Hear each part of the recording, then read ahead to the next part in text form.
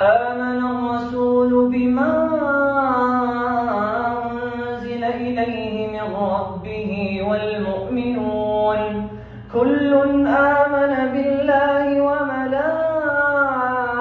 وملائكته وكتبه ورسله لا نفرق بين أحد